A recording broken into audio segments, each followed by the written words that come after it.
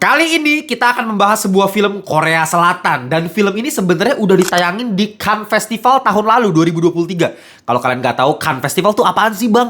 Ya mungkin kalian sering dengernya, sering liatnya itu bacaannya tuh Cannes Festival. Ini adalah salah satu festival film paling bergengsi di dunia. Dan bahkan banyak orang yang bilang ini memang yang paling terbaik, yang paling bergengsi ya Cannes Festival ini. Nah, menariknya film Korea Selatan yang bakal kita bahas ini udah ditayangin tahun lalu di situ, cuman memang secara perilisan itu diundur sampai tanggal 12 Juli ini baru bisa tayang. Jadi memang gue kasih disclaimer sedikit, ini gue diundang sama CBI Pictures buat ikutan screening dari film ini, jadi gue bisa nonton duluan. Nah, gue pengen kasih tahu experience-nya seperti apa biar kalian nanti tanggal 12 Juli bisa memastikan nih, ini mau nonton film ini, mau beli tiketnya atau enggak. Dan sekedar buat info tambahan buat kalian yang belum tahu, kenapa film ini tuh diundur sampai tanggal 12 Juli baru tayang.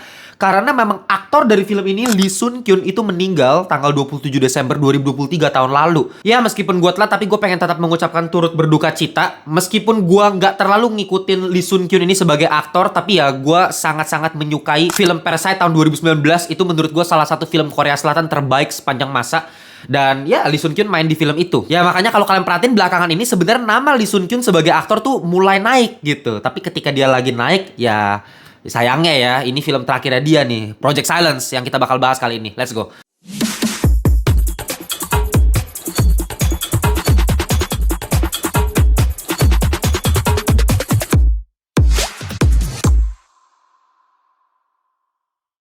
Welcome back to Ngelantur Indonesia. Skip nonton, skip, blow on. Jangan lupa kalian semua, kita kembali lagi di segmen review.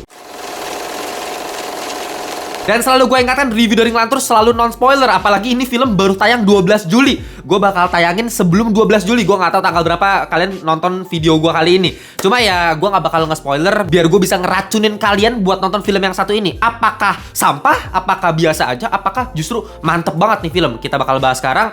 Judulnya adalah Project Silence.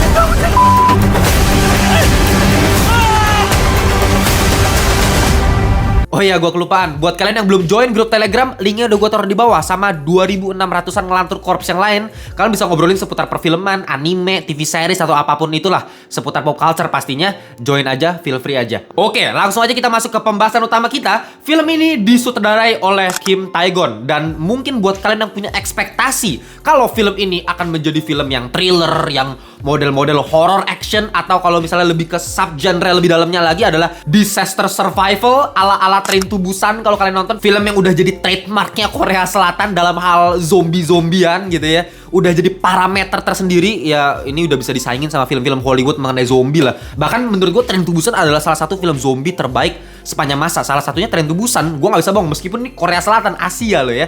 Tapi buat kalian yang punya ekspektasi ketika nonton Project Silence ini bakal mirip sama Train to Busan, sayangnya agak harus diturunkan sedikit ekspektasinya ya. Kenapa? Karena memang genrenya kan sama ya, disaster survival. Ada makhluk buas yang bakal meneror orang-orang di film ini. Cuman bedanya kalau Train to Busan kan zombie, mengerikan. Sedangkan kalau Project Silence ini makhluk buasnya apa? Anjing. Ya anjing mutan sih yang bener-bener buas banget. Tapi tetap aja kalau kita compare lihat anjing sama ngeliat zombie, lebih serem mana ya lihat zombie lah. Ya makanya secara ketegangan itu sendiri menurut gua masih belum selevel sama Train to Busan, masih jauh lah. Tapi uniknya ketegangan utama dari film ini yang gua rasakan bukan dari sosok makhluk buas yang meneror manusia di film ini, yaitu si anjing mutannya itu, bukan. Malah dari disasternya. Mulai dari jembatan yang hancur, ya kalian bisa lihat di trailer lah. Atau misalnya kabut. Nah ini gue bingung nih, yang membuat cerita dari film ini bisa berjalan memang karena kabutnya ini dulu kan. Ini pemicu konflik utamanya. Ketika jembatan Incheon, kalau kalian tahu jembatan Incheon tuh di Korea itu adalah penghubung antara bandara Incheon sama kota Seoul. Nah di situ kan ada jembatan yang cukup panjang, dan entah gimana caranya, pokoknya ada kabut yang cukup tebal yang membuat jarak pandangnya itu kayak cuma 1 meter atau 2 meter ke depan doang gitu. Ini yang bikin gue cukup amazed, cukup tertarik, karena gue nggak pernah kepikiran kalau natural disaster itu nggak harus tsunami, gempa bumi, atau gunung berapi. Kabut yang mungkin gue pikir awalnya gue remehkan gitu. Kabut ya elah, kabut apaan sih, nggak terlalu berbahaya lah buat orang-orang. Ternyata bisa dibikin seberbahaya itu di film ini. Ya konfliknya kan dari kabut. Ketika kabutnya udah cukup tebal, ada satu orang yang naik mobil ugal-ugalan itu kan, terus nabrak. Mampus lah, yang di belakang tuh langsung tabrakan beruntun, jedar, jedor, jedar.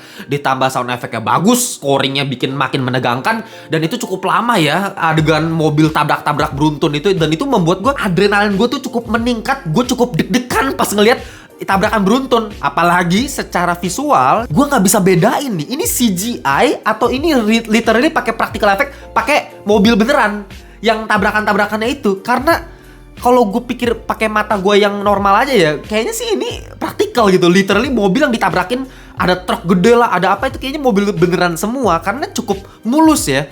Atau mungkin bisa juga memang CGI, cuman karena memang gelap plus ada kabut, jadi tekstur detail itu kita nggak bisa terlalu memperhatikan. Ya kerasanya realistis aja, bisa jadi gitu. Makanya gue nggak tahu nih ini asli atau enggak. Dan itu adalah hal yang sangat positif untuk filmnya, karena ketika gue nggak bisa bedain nih ini asli atau CGI, ya berarti ini cukup realistis nih CGI-nya. Dan gue suka banget sih treatment suspense di film ini di awal-awal ketika kabutnya cukup tebal, terus kita dikasih lihat kan dari POV orang yang berbeda-beda yang nanti akan bergabung di tengah-tengah film seperti apa kondisinya kehidupan keluarga ini, orang-orang yang ini. Dan ketika mereka ngendain mobil, anxiety itu di situ muncul tuh, kayak anjir, ayolah lu nggak usah ngebut-ngebut lah, ini pelan-pelan aja, ini lagi kabut nih, gua nggak tahu nih di depan ada apa gitu. Kita sebagai penonton dibuat merasakan anxiety seperti itu. Ya menurut gue ini treatment yang bagus sih. Nah tapi ketika konflik ini mulai terjadi, ada tabrakan beruntun dan konflik-konfliknya mulai meningkat ketika ada satu mobil yang mengangkut anjing-anjing mutan itu, dan anjing mutannya akhirnya keluar semua dan meneror orang-orang di situ. Di titik inilah yang membuat ini mulai kerasa kayak film yang disaster survival pada umumnya, nggak ada yang spesial sama sekali. Pertama, gue paling menyayangkan ada satu karakter di sini yang dibikin komedi dan komedinya parah banget. Maksudnya parah tuh apa bang? Nah gini, ketika ada komedi di dalam sebuah film yang disaster temanya, menurut gue ini komedi bisa merusak kalau porsinya tuh nggak pas, takarannya tuh misalnya terlalu banyak ya komedinya. Jadi mengganggu adrenalin kita sebagai penonton untuk merasakan ketegangan ketika nonton filmnya, gitu kan?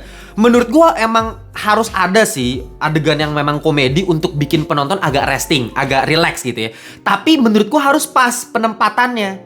Di saat tegang ya tegang aja. Penonton harus dibikin engage supaya ikut merasakan orang yang ada di dalam filmnya gitu. Aduh jangan gini. Nah, ketika penonton bisa ikut teriak, itulah artinya penonton udah bisa engage sama filmnya kan. Itu berhasil tuh sebagai film survival, sebagai film disaster. Tapi ketika ada komedi dan kita sebagai penonton jadi malah ketawa, itu merusak elemen disasternya. Nah, di sini tuh ada satu karakter yang namanya tuh Joe Park ya, diperankan sama Ju Ji Hoon nih uniknya ya. Kalau kalian nggak tahu Ju Ji Hoon itu siapa, ya cobalah nonton serial Kingdom di Netflix tuh. Itu serial zombinya Korea yang menurut gue bagus banget. Dan si Ju Ji Hoon ini memang jadi karakter utamanya di film itu lah. Menurut gue Ju Ji Hoon kan di film itu kan ya memang kalem lah. Karakternya tuh kalian tahu lah kalau udah nonton. Nah di film ini 180 derajat kayak diputar karakternya, jadi komedi, jadi konyol, jadi tolol. Dan secara makeup rambutnya pun beda. Di sini pakai rambut gondrong gitu kan. Gue aja awalnya nggak nyadar ini si orang yang ada di Kingdom itu loh. Gue nggak nyadar. Tapi ketika gue baca, oh ternyata dia gitu kan. Memang secara appearance, actingnya memang dia bisa memerankan karakterisasi yang berbeda. Sebagai actingnya ya oke. Tapi yang gue sayangkan adalah penulisan dialognya, penyutradaraannya, yang kenapa harus ada karakter yang terlalu dibuat seakan-akan komedi banget. Dan menurut gue komedi itu maksa. Ya mungkin kalau buat orang yang receh bisa jadi ketawa. Tapi kalau buat gue pribadi, jujur ya, ketika nonton film gue merasa lebih banyak kan garing sih. Komedi-komedi dari si Joe Park, karakternya si Ju Ji Hoon ini terlalu annoying, terlalu ya kayak apa ya, kayak karakter-karakter Korea Jepang yang pada umumnya, lu tau kan? Kalau film-film Korea, film-film Jepang entah kenapa tuh selalu aja ada, mau anime atau film live action pun, karakter yang konyol, yang dibuat ngelucu gitu karakter. Nah ini si Joe Park nih dibuat selalu ngelucu itu, se-annoying itu. Tapi buat gue justru terkesan jadi scripted banget, karena selalu loh setiap ada dia, dialognya pasti komedi. Kan kalau realistis nggak mungkin lah. Komedi tuh menurut gue ya harus pas. Makanya yang tadi gue bilang tuh harus pas, supaya realistisnya tuh tetap terjaga. Nah kalau ini kan kayak maksa banget ada karakter konyol kayak gini kan. Memang sih lagi-lagi komedi itu relatif banget ya. Kayak contohnya gue kemarin pas lagi diundang premiere sama CBI Pictures, ya ada banyak orang Korea kan. Nah lucunya ya ketika gue nonton film ini, ketika adegan-adegannya si Ju Ji Hoon ngelawak-ngelawak konyol nggak jelas itu ya, itu cuman orang-orang itu aja yang ketawa. Ya ada sih yang ketawa rame gitu kayak ketawa tangan ketawa. Tapi gue lihat-lihat lagi ya, yang ketawa itu orang Korea. Orang Korea yang lagi nonton screeningnya gitu ya. Nah, buat orang-orang Indonesia, apalagi yang di sekitar-sekitar gue ya, di deket-deket gue tuh nggak ada yang ketawa gitu. Yang ketawa ya orang-orang yang Korea itu aja gitu. Mungkin lagi-lagi ini berarti selera nih. Mungkin buat orang Korea suka nih jokes-jokes yang konyol-konyol tolol yang kayak begituan. Mungkin kalau buat orang Indonesia kayak kita udah beda lagi nih style komedinya. Menurut gue sih gitu ya. Nah, selain komedinya yang menurut gue terlalu over untuk tipe film disaster seperti ini, pembangunan ceritanya, build up-nya juga terkesan template banget. Gak ada yang berbeda menurut gue dibandingkan film-film Korea lain gitu. Selalu, lo kalau perhatiin dari film-film Korea tuh kebanyakan ketika ada sebuah peristiwa yang menegangkan di tengah film, dan ini konflik utamanya, nah build up ceritanya gimana?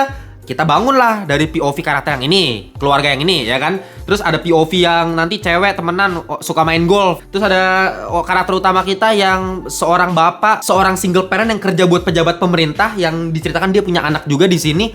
Terus ada juga kakek sama nenek yang kena Alzheimer neneknya. Ya POV ini yang memang tidak saling terkoneksi di awal film, dan di tengah film entah kenapa somehow mereka bisa tergabung menjadi satu bagian yang diteror sama anjing-anjing mutan di film ini gitu, dan mereka harus bekerja sama. Dan ya lagi-lagi setiap orang-orang yang tidak kenal satu sama lain ini pasti punya peran penting. Yang suka main golf nanti perannya gimana, si kakek nenek juga nanti punya perannya sendiri dibuat filmnya. Itu tipikal film Korea atau Jepang pada umumnya selalu kayak gini sih. Ya menurut gue yang menjadi pembeda utama film disaster yang satu ini dibandingkan film disaster lainnya atau film-film Korea lainnya, ya karena anjing mutannya ini aja. Ya unik aja kan, pakai treatment makhluk buasa itu anjing.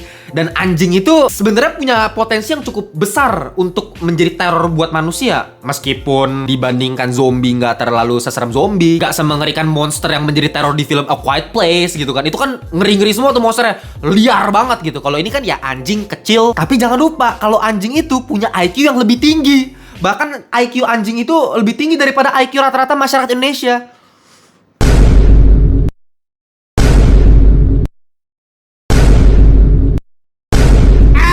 Kalau zombie kan ngeri tapi tolol, ya kan? Kalau monster yang di Quiet Place cuman bisa ngedenger doang pakai kuping gitu, matanya buta, nggak bisa ngelihat. Ya, nah kalau anjing, sehat semua tuh, udah pinter lagi, bisa teaming up lagi antar sesama anjing gitu kan. Sebenarnya potensi dari situ, terornya tuh bisa dibuat karena memang anjing itu punya IQ yang lebih tinggi. Tapi yang jadi masalah ya anjing itu udah dekat dengan manusia. Kita apalagi buat kalian yang suka anjing ya. Jadi kalau anjingnya ini kayak ngelawan manusia terus kayak digebuk terus ada suara kayak suara anjing meringis gitu, nangis, malah kita jadi kasihan sama anjingnya. Padahal anjing di sini kan diplot jadi semacam teror buat manusianya, kan gitu kan, jadi musuh manusianya. Tapi ya kita jadi kasihan sama anjingnya. Itu sih yang disayangin. Jadi ada dilema antara mau dibikin teror atau mau dibikin lucu-lucuan nih. Nah ini juga gue yakin kalau ditayangin di Amerika ya nih film, pasti SJW hewan itu langsung berkumpul. Apa ini film boykot nih, film Project Silence, masa anjing dibeginiin gitu. Menurut gue sih yang cukup fatal adalah film ini kayaknya ya PG-13. Gue lupa ini film PG-13 atau R-rated, tapi kayaknya PG-13 karena darahnya tuh bener-bener dikit doang dan gak terlalu dikasih lihat yang bener-bener yang sadis banget gitu loh. Sayang, kalau emang mau dibikin tipe film disaster survival, ya dibikin aja anjingnya udah sebrutal mungkin. Digigit, tangan putus lah, apalah, yang darahnya muncrat, palanya hancur lah apa. Itu menurut gue penonton bisa dibikin lebih ngeri gitu loh. Gue tahu sih anjing di sini juga dikasih pendalaman karakter. Nanti kalian bisa lihat lah kenapa anjingnya melakukan hal seperti ini. Kayak makhluk yang menjadi teror di film ini dikasih juga konteksnya gitu. Itu salah satu hal yang bagus. Tapi nggak gara-gara itu kita menghilangkan sisi teror dari anjingnya kan. Menurut gue kenapa nggak dibikin R-rated sekalian? Ya kayaknya sih emang ini film gue rasa dari komedinya banyak, kekeluargaannya, dramanya juga cukup kental gitu, ayah sama anak. Dan dibikin PG-13 artinya ini film bener-bener hiburan buat keluarga yang pengen nonton film tipe disaster aja. Kayaknya sih gitu, beda kayak Train to Busan yang lebih fokus ke horror action. Lebih ngeri lah kalau Train to Busan kan. Dan seperti film-film Asia lainnya, Jepang, Korea, itu selalu plot armornya kenceng banget ya. Lu perhatiin deh karakter-karakter utama di film ini dikasih plot armor setebel apa, gue nggak tahu deh. Ya itu juga sih yang bikin gue pas nonton film itu nggak bisa sampai kayak no jangan gitu. Itu nggak keluar, kata-kata itu nggak keluar sama sekali. Udah komedinya juga buat gue nggak bisa bikin gue ketawa sama sekali loh. Gue ngelihat karakter si Ju Ji Hoon tadi ngelawak cuman senyumnya senyum paling maksimal gitu. Terus ketika menegangkan pun juga nggak sampai dibikin teriak kayak gitu. Ya orang-orang Korea sih gue perhatiin pada gue nggak tahu itu mungkin emang tipenya mereka ya. Nggak tahu kalau gue sama rombongan orang-orang yang di deket-deket gue tuh entah kenapa pada nggak sampai engage sampai kayak teriak no gitu. Padahal kalau gue nonton film kayak tipe Train to Busan atau seriesnya All of Us Are Dead, itu beberapa kali gue bisa dibikin kayak begitu, teriak sendiri pas lagi nonton gitu. Mungkin memang itu lagi-lagi filmnya kayaknya beda style. Ini bukan mau dibikin pure teror dari disaster atau dari anjingnya, tapi lebih ke family-nya, lebih keseruannya gitu. Untungnya sih bumbu ceritanya dikasih bumbu politik sedikit ya, kayak background karakter pemerintah yang egois gitu ya. Ya kritik-kritik sedikit terhadap pemerintah menurut gue cukup memberikan bumbu yang lebih menyenangkan ya, at least nggak hambar-hambar amat lah, nggak terlalu mainstream filmnya. Dan gue harus akuin CGI-nya untuk kategori Korea itu udah bagus banget men, mulus ya. Ketika lagi malam kabut itu lagi-lagi mobil gue nggak bisa bedain, anjingnya pun itu kan literally CGI semua, nggak mungkin anjing ya, pasti ada juga sih anjing benerannya, tapi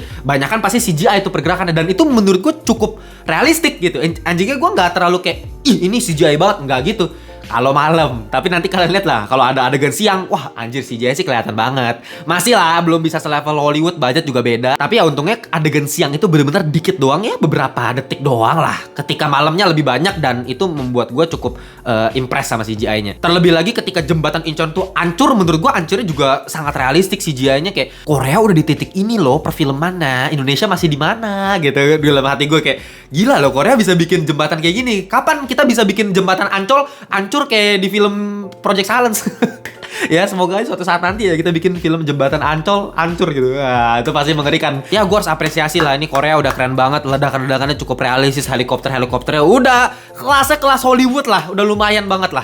Oke, jadi sebenarnya itu aja sih untuk pembahasan gue film Project Silence. Secara teknikal nggak terlalu ada masalah, paling ya filmnya template biasa. Tapi jujur cukup seru dibandingkan film-film di bulan ini yang ya genrenya ya horor, terus kayak ada drama. Tapi ini ada disaster, unik lah temanya. Belum nanti ada twister juga dari Warner Bros ya. Nanti gue juga diundang sama premiernya. Tontonnya review dan ngelantur. Oke, untuk final score film Project Silence dari ngelantur gue bakal kasih 7,4 alias mediocre. Udah di mediocre artinya ini film sangat-sangat bisa dinikmati, entertaining buat gue, tapi memang nggak bisa di kategori 8 cakep yang kayak menarik untuk dilihat banget gitu.